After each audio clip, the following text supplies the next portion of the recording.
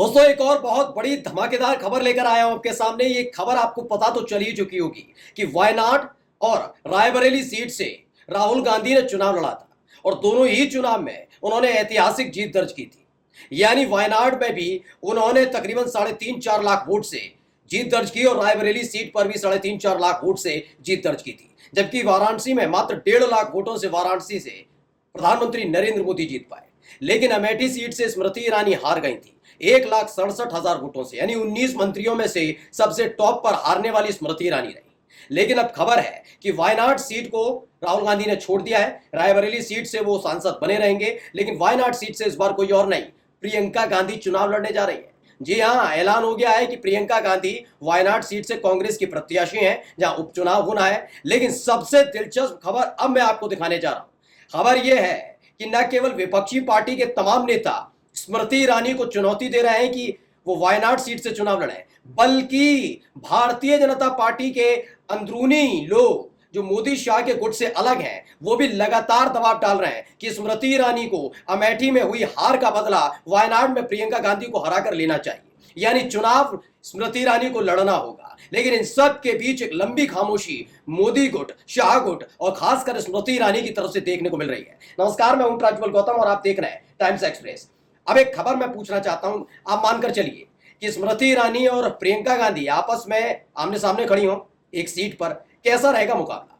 दिलचस्प ना? हाँ, वही दिलचस्प मुकाबला हो सकता है, क्योंकि अब तक तो ये देखने को मिलता था कि मोदी तय करेंगे, ये यहां से वो वहां से लड़ेंगे, ये यहां ये जिम्मेदारी वो जिम्मेदारी शाह बाबू तय कर रहे हैं। लेकिन अब बीजेपी में ऐसा बचा नहीं है। अब भारतीय जनता पार्टी में वो होगा जो बीजेपी के तमाम नेता तय करेंगे। अब अपने मन से शाह बाबू, अपने मन से मोदी जी किसी को टिकट नहीं दे पाएंगे। लेकिन लगातार डिमांड की जा रही है अंदर खाने बीजेपी के कि स्मृति ईरानी को चुनाव में उतरना चाहिए।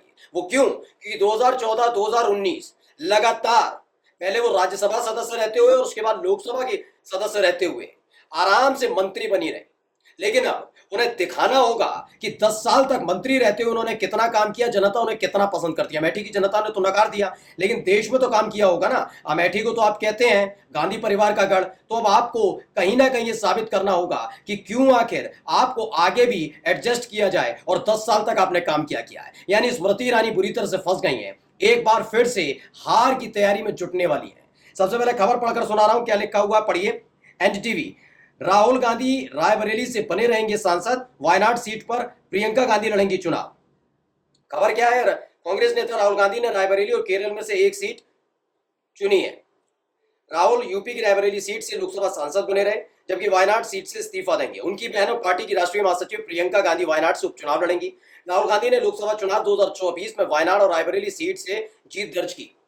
नियमानुसार रिजल्ट घोषित होने के 14 दिन के भीतर एक सीट छोड़नी होती है। 4 जून को चुनाव के नतीजे आए थे, यानी 18 जून तक की डेडलाइन थी। लेकिन अब राहुल गांधी ने तय कर दिया है, नहीं, वो रायबरेली सीट से रहेंगे जहां से उनकी मां, उनके परिवार के लोग चुनाव लड़ते रहे, अमेठी और रायबरेली, तो वो रायबरेली सीट से ही सांसद बने रहेंगे। अब वायनाड सीट की बात आई तो सबने कहा दबाव बना। भाई कांग्रेस के अंदर भी ऐसा नहीं है कि नहीं है दबाव, वो तो दबाव मानते हैं। तो वहां दबाव माना गया कि भाई नहीं, इस बार प्रियंका गांधी को लड़ाया जाए चुनाव। क्योंकि आपको याद होगा राहुल गांधी का एक भाषण जिसमें उन्होंने कहा था कि अगर वाराणसी में प्रियंका गांधी चुनाव लड़ जाती तो 1.5 लाख वोटों का जो अंतर चल रहा था ना, जिससे जीते हैं मोदी जी, वो चुनाव हार जाते। और ये हकीकत थी। अजय राय से बड़ा कद है, ये सब जानते हैं प्रियंका गांधी। और प्रियंका गांधी ने जो मेहनत वाराणसी सीट पर की थी, वो तस्वीर भी मैंने आपको दिखाई थी जो मोदी जी की शक्ति प्रदर्शन हुआ था तमाम एनडीए के सहयोगियों के साथ, जबकि डिंपल यादव के साथ सिर्फ गई थी प्रियंका गांधी, तो हुजूम देखने को मिला था और रिकॉर्ड तोड़ दिया था। यानी अगर रायबरेली की जगह, वायनाड की जगह वाराणसी सीट से चुनाव लड़ जाती तो प्रधानमंत्री को जीत के लाले पड़ जाती, मोदी जी को जीत के लाले पड़ जाती। ये बात सच है। अब तो ये सारे के सारे बीजेपी सपोर्टर भी मान रहे हैं कि हाँ, ये बात हकीकत है। खैर, इन सब के बीच स्मृति ईरानी फंस गई है, क्योंकि अब उन पर दबाव है। पहले खबर क्या है? कांग्रेस संसदीय समिति की मीटिंग के बाद हुआ फैसला।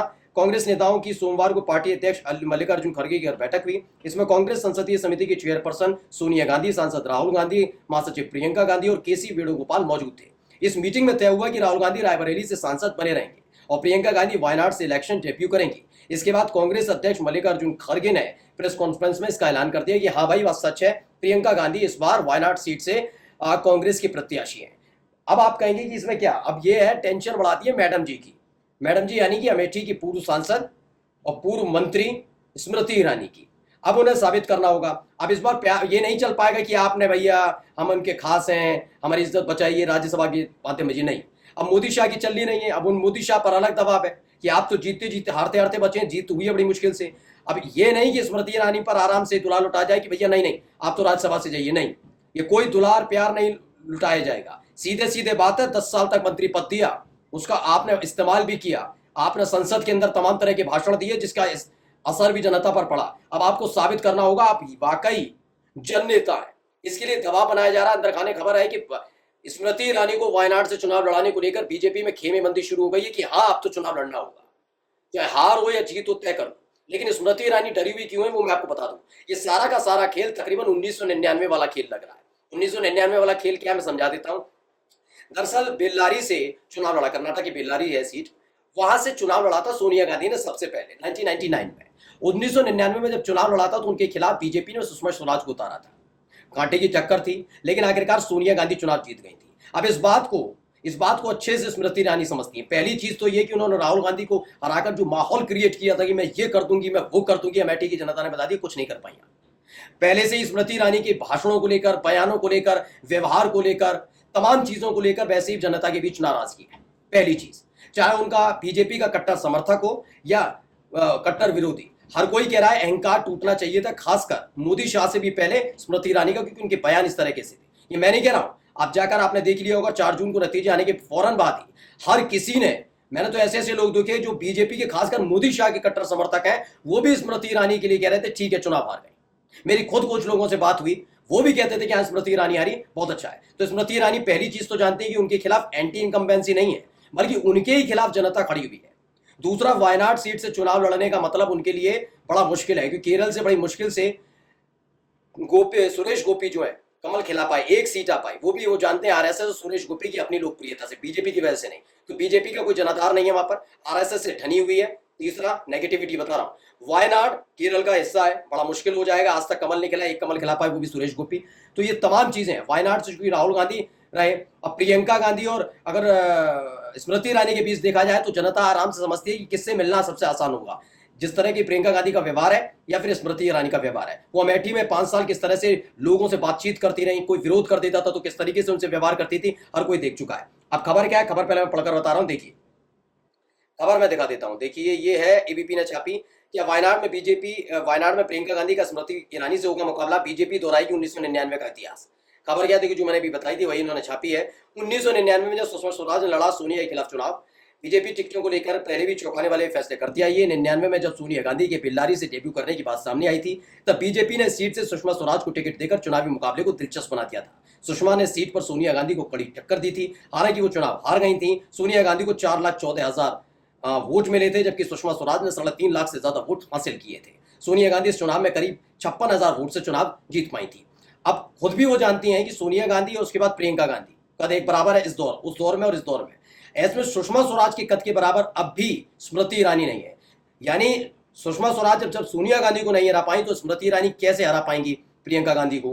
वायनाड सीट, केरल की सीट, संघ साथ नहीं दे रहा, उनके खिलाफ लोगों का गुस्सा उमड़ रहा है। तो ये तमाम चीजें हैं। फिलहाल दिलचस्प मुकाबले के लिए तैयार रहिएगा, क्योंकि इस बार स्मृति ईरानी को पर ऐसा दबाव है कि उन्हें चुनाव लड़ना ही होगा। नमस्कार।